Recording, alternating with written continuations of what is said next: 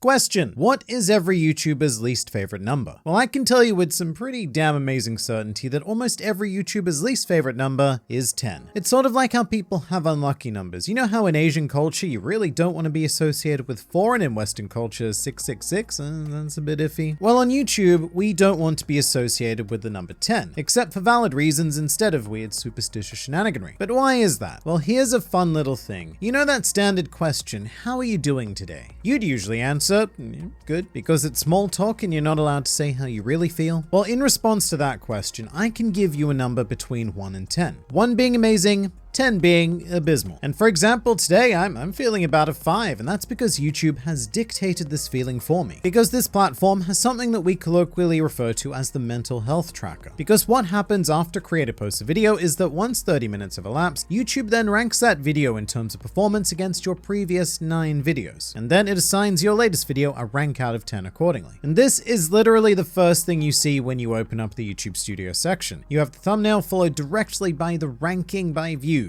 And YouTube then adds its own little fun commentary here. For example, with this Grand Line review video, YouTube has said, looking good, this video is performing as usual. And that's just lovely. Useless, but lovely. And this does have its benefits. It is very nice to know pretty instantly whether or not you've done something very right or very wrong. For example, in a completely unemotional world, having a video receive that dead last rank of 10th place is a very good learning experience, because you can then analyze that video and determine what went wrong. However, we don't live in an emotionless void, like most of us don't. Maybe some of us do. I don't, and these numbers have a much larger impact on us than you may think. Every YouTuber I've spoken to is the same. Our moods can be tracked on a scale of 1 to 10 depending on how our most recent video is performing. For example, if I get a 1, I am over the moon. I feel empowered, unstoppable, and like I have shattered all expectations. And you know, like I'm pretty good at this whole video making thing. Then you go down a tier, and I would say that a video receiving a 2 to 4 leaves me pretty incredibly happy, not like buzzingly elated, but we're still doing pretty incredibly well. Then we move to about the 5 to 7th ranking, and that's the neutral zone, just with less of those pesky Romulans. A 5, 6, or 7 leaves me feeling completely apathetic because it means that I've done well, but not well enough, but also not terribly enough to warrant too much attention. However, if I hit an 8 or a 9, then that's where things take a pretty horrible turn. Such low ranking numbers are almost like getting a marked exam back from your teacher in high school, an exam that you clearly failed, and it's covered in red notes. Now you're in jeopardy of messing up the entire subject. But it gets worse,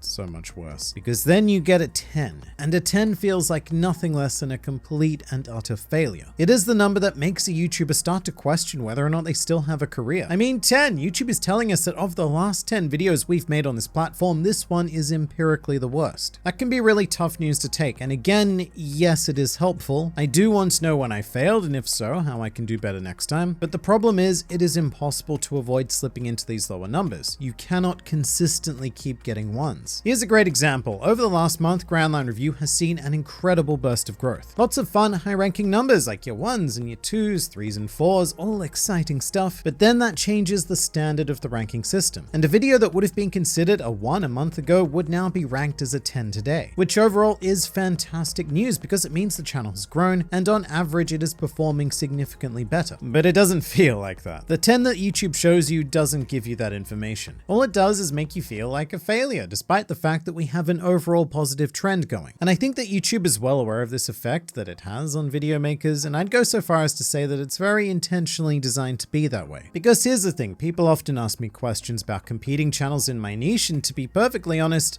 I don't even have the time to consider the effect of outside competition, because I'm here on my own channel constantly battling against myself. It's kind of like playing a racing game on time trial and attempting to catch the ghost of your best time, except in this case there are 9 other ghosts and you feel like utter trash when you cannot even beat a single one of them. And this is just my impression. I actually think I'm pretty balanced here, because I know some YouTubers who have much harsher reactions to the system. I won't name any names, you're probably watching and you know who you are, but I do know at least one person who considers anything below a 3 to be a dismal failure, which I think is super harsh, but hey, you know, you've got high standards. And good on you for that, but man, that's gotta be rough. And it also depends on how frequently you upload. So if I do 4 videos a week on Grand Line Review, that gives me 4 bites of the old apple. If one of them ends up as an 8, a 9, or a 10, then But also because 48 hours later, I get to try again. But people with less frequent upload schedules probably suffer a lot more here. Like, let's say you upload weekly, for example. If a video bombs and is a number 10, then you are staring at that number for a whole 7 days. Although on the flip side, I guess if a video does exceptionally well, then you've got 7 days of happy hap-hap. So the higher the risk, the higher the reward. But also the higher the risk, the higher the risk. However, none of this is new. The ranking system has been around for quite a while, but here is our sinister twist. YouTube has very recently made a change to it that can really just kick us in the nuts while we're down. Now they don't just show you the ranking out of 10, because if you hover over that ranking, YouTube Studio brings up a handy graph that shows exactly where the video falls in terms of typical views. So in the worst case scenario, YouTube doesn't just tell you that you have made an awful video, bad creator. It also goes the extra mile to point out just how awful it was. And this